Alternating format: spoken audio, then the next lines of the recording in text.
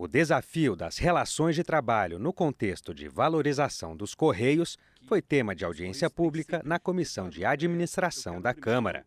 Embora o temor pela possibilidade de privatização da empresa conste do pedido para a realização do encontro, o secretário-geral da Associação dos Profissionais dos Correios, Rogério Andrade, considera a desestatização uma pauta superada. Mesmo após superado esse movimento de desestatização, já passou, né, por parte do governo federal, os Correios foram retirados desse decreto, né, o atual governo disse que não vai prosseguir nessa demanda. Muitas decisões adotadas na época têm influência até agora, até esse momento.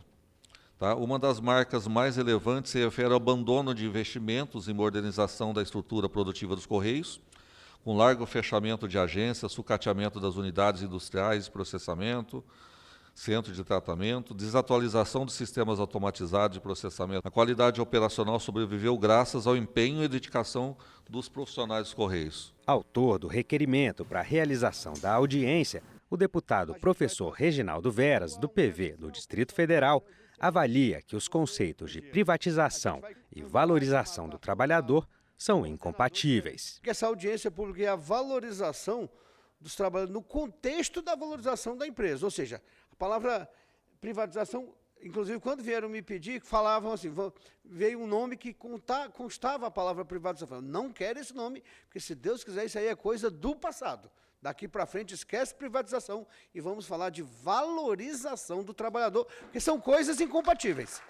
Privatização e valorização do trabalhador não caminham juntos. O gerente de Relações do Trabalho dos Correios, Daniel Dantas da Silva, comemora a reconquista de alguns direitos que funcionários da empresa haviam perdido na gestão anterior, quando foram excluídas 50 cláusulas do Acordo Coletivo de Trabalho. Com a atual gestão dos Correios, né, liderada pelo presidente Fabiano Silva e composta também pelos demais diretores que fazem parte da diretoria executiva dos Correios, a empresa reabriu o diálogo com as entidades representativas dos empregados. Tá?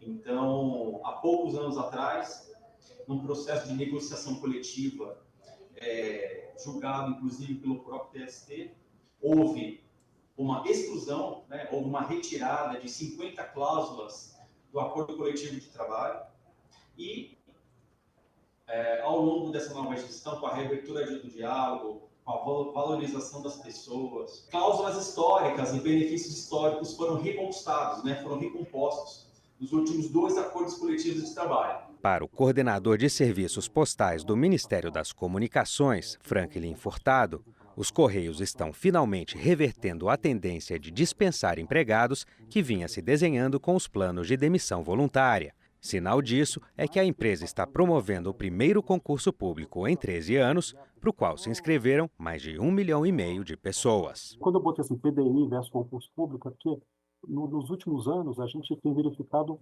vários programas de demissão voluntária, incentivado. E agora, finalmente, a gente está tendo um concurso, né? Então, assim, teve um movimento muito longo, assim, ao longo dos anos mais recentes, no sentido de